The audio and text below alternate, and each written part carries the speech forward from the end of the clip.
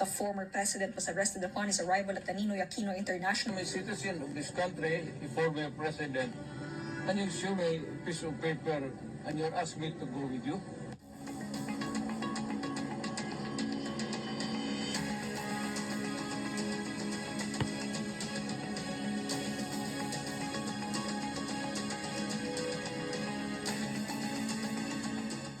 Video clips collected during the incident.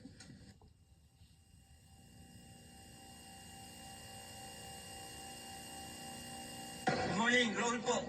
Ano po ay, sir, give me ano, plano lang. Ano sir, salubungin na namin sir. Yung warrant sir, si Sergio. Sir, may taga-PCTC. Ah. Interpol. Interpol. Yes sir. So kayo ang lead, ano sir? Yes sir, yes sir. Kumusta ka sir? Hindi mo pwedeng iba. Sige sir.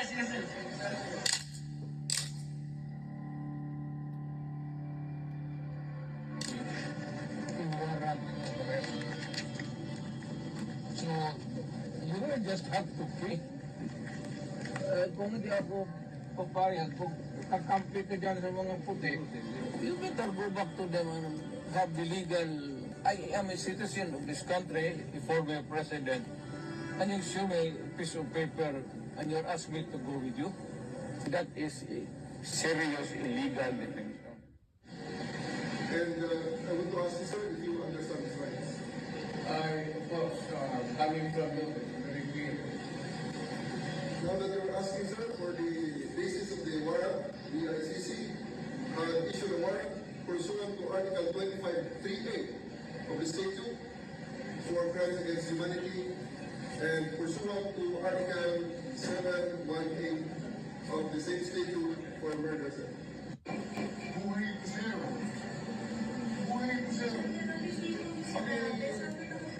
Pabili na namin ang mga gamot na kailangan. Sir, this is a police operation. Pwede ko yun, sir. Ulitin natin ulit, sir. Sandali mo na. Square one. Earlier saying, I place the former president under arrest. Basically, sir, is for you to choose three people, the company here,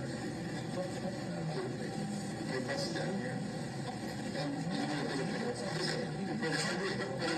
you will take a chartered flight one. Chartered flight from? Bringing our president. Sir, we need to know whose information where you are bringing our president. Sabihin nyo kung saan siya dalahin. Just invoke Article 59. Bakit hindi yan magawa-gawa? That's precisely the point that I'm saying. That's precisely the right to counsel is something that has to be observed and respected.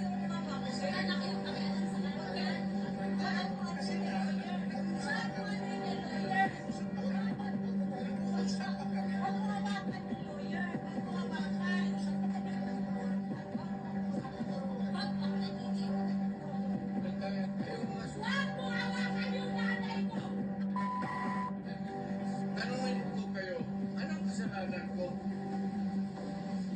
Matanong nga. Kayo, nandito lang kayo lahat. Ikaw, tanungin kita, anong kasalanan ko?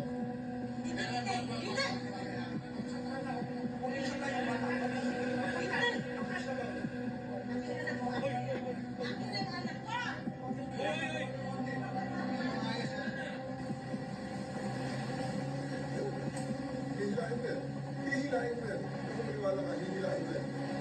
Kapag manas, pero hihilain mo yan. It's not my intention. You have to kill me to bring me to him. Ang anak mo pupunta dito. Yes sir, hindi pa pasukin sir. Hindi ninyo. Ikaw. Yes sir. Hindi mo Upon my order. pinipili mo pinapasok. Yes sir, upon my order sir. Ang sabi ko, ang abogado ko, ang anak ko na babae. They can visit you at your detention center.